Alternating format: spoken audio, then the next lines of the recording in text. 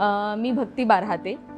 एक वर्षभरापूर्वी मी gratitude council नावाचं एक संस्था नाही म्हणता येणार, पण एक छोटंसं युनिट चालू केलं आहे, ज्याच्यामध्ये 3 बेसिक गोष्टींवर मी काउन्सिलिंग करते। एक तर जसं कॅफेबद्दल आहे, ज्यांना कॅफे स्वतःचा स्टार्ट करायचा आहे। दुसरं एक आहे की फायनान्शियल लिटरसीबद्दल, आणि तिसरं आहे की ज्या फिमेल्सनी एक करिअर ब्रेक घेतला आहे, तो त्यांना जर पुढचं काय करायचं इथपर्यंत आम्ही काउन्सिलिंग करतो। तो मला कधी कधी असं वाटतं ना की franchise just for to earn money or something, it's like a job but only you are working for someone else. कारण तुम्ही त्यांचा ब्रँड चालवता, तुम्ही त्यांना रॉयल्टी देता, तुम्ही त्यांचेच फूड प्रोडक्ट्स किंवा त्यांचेच इन्व्हेंटरीज तुम्ही परचेस करता। सो युअर मतलब तुम्ही दुसऱ्या कुठल्या लोकांचं ब्रँड चालवायला मदत करता, सो ॲक्च्युअली स्वतःचा ब्रँड चालू करणं कधीही योग्य। नमस्ते, मी ॲडव्होकेट टीरा धाडगे। कोणत्याही क्षेत्रात तुमची कामगिरी वाखाणण्यासारखी असेल, त्या लोकांशी मी बोलतेय ना, काहीतरी रोज नवीन शिकायला मिळतं। एकमेकांना मदत करण्यासाठी तुम्ही ही कम्युनिटी जॉईन करू शकता, पुणे वुमन्स क्लब।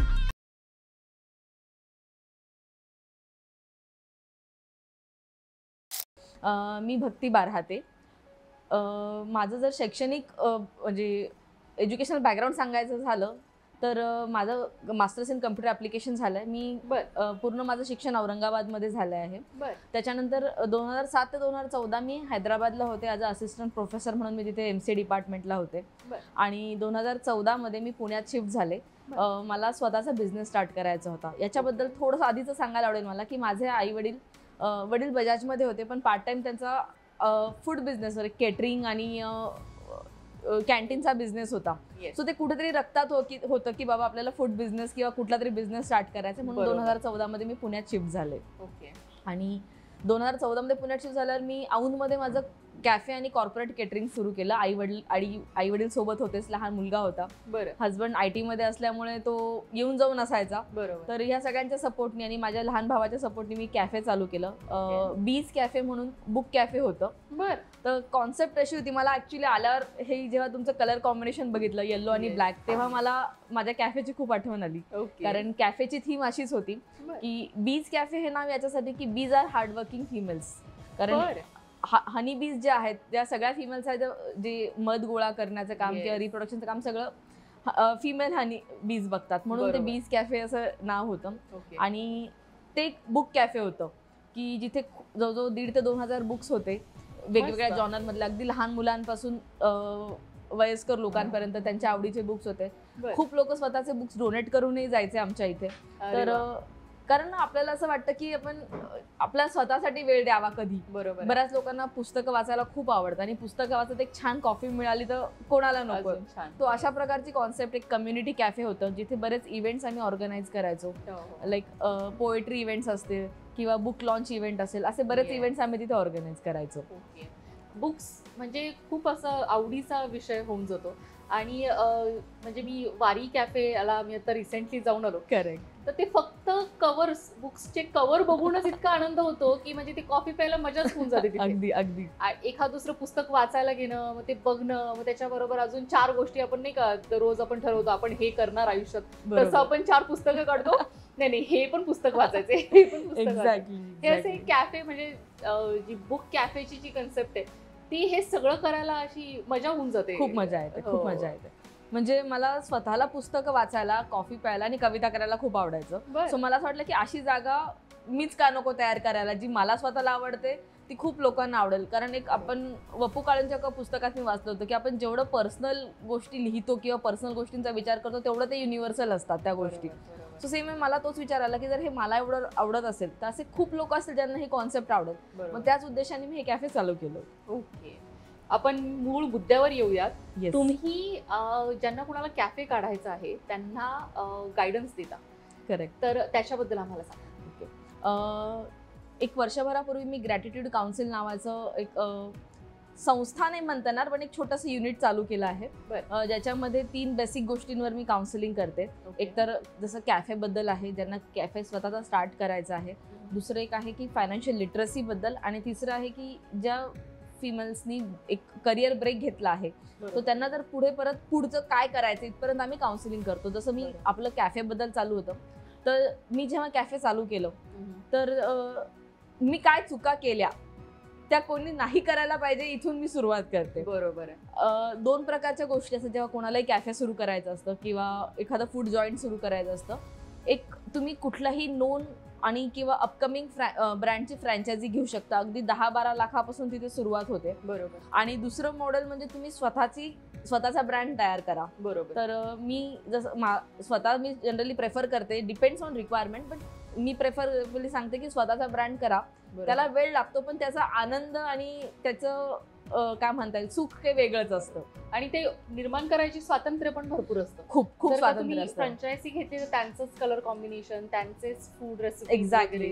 सो मला कधी कधी असं वाटतं ना की franchise just for to earn money or something, it's like a job but only you are working for someone else. कारण तुम्ही त्यांचा ब्रँड चालवता, तुम्ही त्यांना रॉयल्टी देता, तुम्ही त्यांचेच फूड प्रोडक्ट्स किंवा त्यांचेच इन्व्हेंटरीज तुम्ही परचेस करता. सो युअर मतलब तुम्ही दुसऱ्या कुठल्या लोकांचं ब्रँड चालवायला मदत करता, त्यापेक्षा स्वतःचा ब्रँड चालू करणं कधीही योग्य. बरोबर. फायनान्शियल लिटरसी तुम्ही बोललात मध्ये, खूप Correct. आवडीचा विषय माझ्या, त्याच्याबद्दलही सांगा. येस.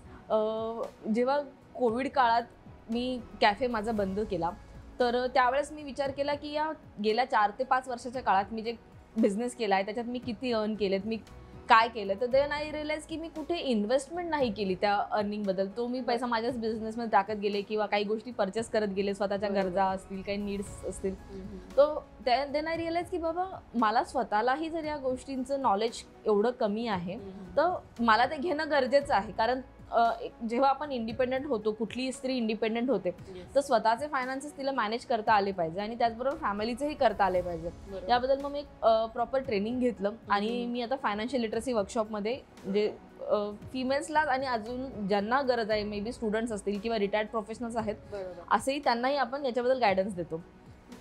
जसं मला एक सांगायला आवडेल की एक स्त्री जेव्हा घरात स्वयंपाक करते, फार कमी वेळा असं होतं की तिने एक भाजी पोळी बनवली आणि स्वयंपाक झालाय. मुलांच्या आवडीचं वेगळं, नवऱ्याच्या आवडीचं वेगळं, सासू सासरे असेल तर त्यांच्या आवडीचं वेगळं, कोणी पाहुणे येणार असेल तर त्यांची आवड लक्षात ठेवून ती स्वयंपाक करते. मग जी स्त्री घरातल्या प्रत्येक व्यक्तीच्या गरजा आणि आवड तिला एवढी चांगली माहितीये, मग ती जेव्हा फायनान्शियल डिसिजन्स घेईल फॅमिलीसाठी तेव्हा ते नक्कीच उत्तम असेल, कारण तिला सगळ्यांच्या गरजा खूप चांगल्या पद्धतीने माहिती असेल. सो मला पर्सनली असं वाटतं की कुठल्याही फायनान्शियल डिसिजनमध्ये घरातल्या स्त्रीचं इन्व्हॉल्वमेंट असणं खूप गरजेचं आहे. बरोबर आहे. आणि खूप गोष्टी आपल्यापासून सुरू होतात. म्हणजे खायचंय काय पासून दिवसभरात स्वयंपाक आपण घरामध्ये काय करणार आहे, किंवा कपडे सुद्धा खूप वेळा असं होतं की सगळे घरचे काय घालू आपल्यालाच विचारतात. त्याच्यामुळे हे डिसिजन्स घेणं, जिथे फायनान्सचा विषय येतो तिथे खूप वेळा असं होतं की महिला असं विचार करतात की नाही, मला तर कुणी विचारतच नाहीये, किंवा मी माझ्या हातातले पैसे जरी असतील तरी मी घरामध्ये खर्च करेल, हे घेईल ते घेईल. पण असं नाहीये. एक छोटी अमाऊंट जरी असेल त्यांची तरी ते त्याचं 4 भाग करून वेगळे वेगळे त्यांची इन्व्हेस्टमेंट करू शकतात. त्यांच्या स्वतःला काय पाहिजे ते घेऊ शकतात. हा एक बेसिक मुद्दा आहे की स्वतःला पण काहीतरी घ्या. अगदी. मला याच्याबद्दल थोडं सांगायला आवडेल की जेव्हा आपण फायनान्शियल लिटरसी बद्दल बोलतो तर 4 गोष्टी महत्त्वाच्या माहीत असणं गरजेचं आहे. की डेब्ट्स म्हणजे आपले काही कर्ज आहेत का आपल्यावर, आपल्या फॅमिलीवर, किंवा बजेटिंग कसं करायला पाहिजे, सेव्हिंग्स कसं करायला पाहिजे, आणि इन्व्हेस्टमेंट्स. लोक खूप वेळा सेव्हिंग्ज आणि इन्व्हेस्टमेंट मध्ये थोडी गफलत करतात. दोन्ही गोष्टी एकच समजतात पण 2 गोष्टी खूप वेगळ्या आहेत. बरोबर. एक छोटंसं गणित आहे की जर तुमच्याकडे एक्स अमाऊंट किंवा 100 रुपये असतील 100%, तर त्यातले 50% जे आहेत ते तुम्ही तुमच्या गरजांवर, तुमच्या नीड्सवर खर्च करायला पाहिजे.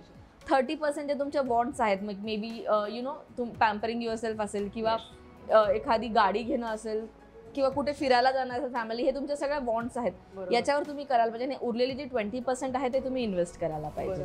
बरोबर.